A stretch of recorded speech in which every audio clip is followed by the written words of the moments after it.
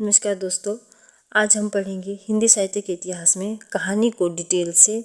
उम्मीद है आपको मेरी ये वीडियो पसंद आएगी, तो प्लीज़ लाइक एंड सब्सक्राइब कर दें। अमेरिकी कहानीकार एडगर एलन पो को छोटी कहानी का जन्मदाता माना जाता है। सरस्वती पत्रिका के प्रकाशन वर्ष 1900 ईस्वी से प्राय इतिहासकारों ने हिंदी कहानी का आरंभ माना है। कहानी, गल्प और आख्यायिका। शुरुआती समय में कहानी के लिए किस्सा, गल्प, आख्यायिका आदि शब्द प्रयुक्त होते थे। सरस्वती पत्रिका के पहले अंक में प्रकाशित इंदुमती कहानी को रामचंद्र शुक्ल तथा अन्य आलोचकों ने कहानी कहा था, लेकिन किशोरीलाल गोस्वामी ने इसे आख्यायिका कहा था। रामचंद्र शुक्ल ने अपनी कहानी 11 वर्ष का समय को आख्यायिका ही कहा था। इंदु पत्रिका में आख्यायिका शब्द प्रयुक्त होता था और मर्यादा 1911, माधुरी 1922, विशाल भारत 1928 पत्रिकाओं में बांग्ला के अनुकरण पर गल्प शब्द का प्रयोग होता था। डॉक्टर गोपाल राय ने लिखा, प्रेमचंद ने 1908 ईस्वी में प्रकाशित अपनी कहानी सोजे वतन की भूमिका में पहली बार शॉर्ट स्टोरी पद के अर्थ में छोटी कहानी, संक्षेप में कहानी पद का प्रयोग किया था। भामह के अनुसार कथा की वस्तु कल्पित और आख्यायिका की वस्तु ख्यात अथवा ऐतिहासिक होती है। प्रथम कहानी संबंधी विवाद हम देखेंगे। हिंदी की प्रथम कहानी और उसके प्रस्तोता कौन कौन से हैं। एक जमींदार का दृष्टांत 1871 में रेवरेंड जे न्यूटन इसके रचनाकार थे और इसके प्रस्तोता राजेंद्र बड़बालिया थे। आगे देखेंगे प्रणयिनी परिणय 1887 में किशोरीलाल गोस्वामी द्वारा लिखी गई है और बच्चन सिंह इसके प्रस्तोता थे। और इंदुमती जो है 1900 ईस्वी में लिखी गई किशोरीलाल गोस्वामी जी के द्वारा और इसके प्रस्तोता जो है रामचंद्र शुक्ल जी है। एक टोकरी भर मिट्टी 1901 माधवराव सप्रे इसके रचनाकार है और देवी प्रसाद वर्मा जो है इसके प्रस्तोता है। 11 वर्ष का समय 1903 ईस्वी में रामचंद्र शुक्ल के द्वारा लिखा गया। लक्ष्मी नारायण लाल जो है इसके प्रस्तोता है। चंद्रदेव से मेरी बातें 1904 में लिखी गई, ये बंग महिला द्वारा लिखी गई और भवदेव पांडे इसके प्रस्तोता है। दुलाई वाली 1907 ईस्वी में बंग महिला द्वारा लिखी गई और राय कृष्णदास इसके प्रस्तोता है। उसने कहा था 1915 ईस्वी में चंद्रधर शर्मा गुलेरी के द्वारा लिखी गई है और राजेंद्र यादव इसके प्रस्तोता है। राम परीक्षा इनकी अन्य पुस्तिका। इन्होंने गीता रहस्य बाल गंगाधर तिलक का मराठी से हिंदी में अनुवाद किया था। एक जमींदार का दृष्टांत कहानी के समय को ध्यान में रखने पर हिंदी साहित्य की प्रथम मौलिक कहानी ठहरती है, किंतु इसे धर्म के प्रचार की रचना समझे जाने के कारण महत्व नहीं दिया गया। यह सर्वप्रथम लुधियाना से 42 पृष्ठों के गुटके के रूप में प्रकाशित हुई थी। 1909 ईस्वी में north India Christian text and book society ने इस कहानी को पुनः मुद्रित किया था। वर्तमान साहित्य पत्रिका ने अपने शताब्दी कथा विशेषांक जनवरी-फरवरी 2000 में इसे पुनः प्रकाशित किया। इस कहानी में वर्णित विषयों में किसानों की अबोधता, जमींदारों द्वारा किसानों का शोषण, किसानों तथा जमींदारों के मध्य का तनाव, महाजनों द्वारा कभी कभार की गई मदद आदि महत्वपूर्ण है। राजेंद्र यादव ने अपनी पुस्तक कहानी स्वरूप और संवेदना में इंदुमती कहानी पर शेक्सपियर के नाटक टेम्पेस्ट का प्रभाव साबित करते हुए उसने कहा था को प्रथम मौलिक और कलापूर्ण कहानी घोषित किया। एक टोकरी भर मिट्टी कहानी छत्तीसगढ़ मित्र पत्रिका में प्रकाशित हुई थी। सामान्यतः यही पहली कहानी मानी जाती है। लक्ष्मी नारायण लाल लिखते हैं कि शिल्प विधि की दृष्टि से हिंदी की प्रथम मौलिक कहानी है रामचंद्र शुक्ल कृत 11 वर्ष का समय। हिंदी कहानी की विकास यात्रा के 5 चरण हैं। पहला चरण प्रेमचंद पूर्व युग है जो 1900 से 1915 ईस्वी है। दूसरा चरण प्रेमचंद प्रसाद युग है जो 1915 से 1936 ईस्वी है। और तीसरा चरण उत्तर प्रेमचंद युग है जो 1936 से 1955 ईस्वी है।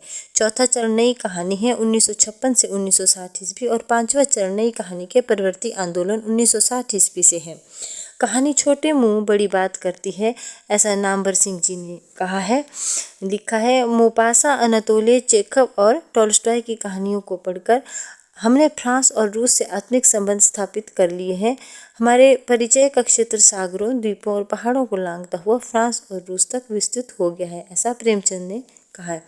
कहानी ऐसी रचना है जिसमें जीवन के किसी एक अंग या किसी एक मनोभाव को प्रदर्शित करना ही लेखक का उद्देश्य रहता है। उसके चरित्र, उसकी शैली, उसका कथा विन्यास सभी उसी एक भाव को प्रस्तुत करते हैं। उपन्यास की भांति उसमें मानव जीवन का संपूर्ण बृहद रूप दिखाने का प्रयास नहीं किया जाता। ये जो है प्रेमचंद जी ने कहा है।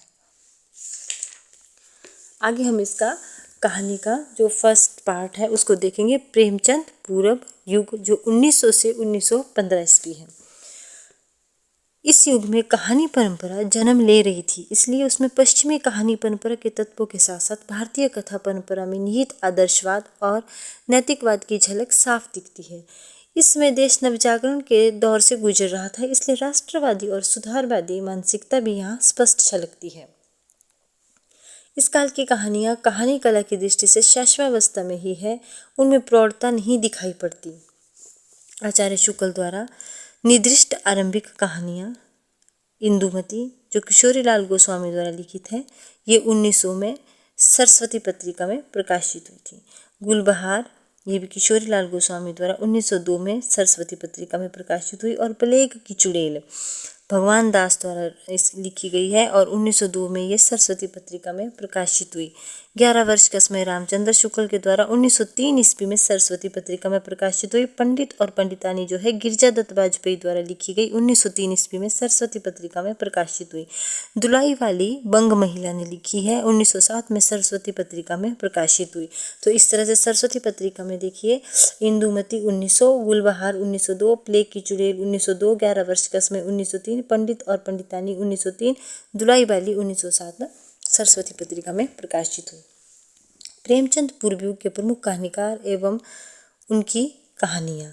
जो प्रेमचंद पूर्व युग के प्रमुख कहानीकार थे वो कौन कौन से हैं, हम देखते हैं। राजेंद्र बाला घोष, जिसे भंग महिला कहा जाता था, इन्होंने लिखी है चंद्रदेव से मेरी बातें 1904 ईस्वी में, कुंभ में छोटी बहू 1906 ईस्वी में, दुलाई वाली 1907 ईस्वी में और दालिया 1909 ईस्वी में। केशव प्रसाद सिंह ने लिखी है आपत्तियों का पहाड़ 1900 में और चंद्रलोक की यात्रा 1900 ईस्वी में। माधव प्रसाद मिश्र ने मन की चंचलता 1900 में, पुरोहित का आत्मत्याग 1900 में।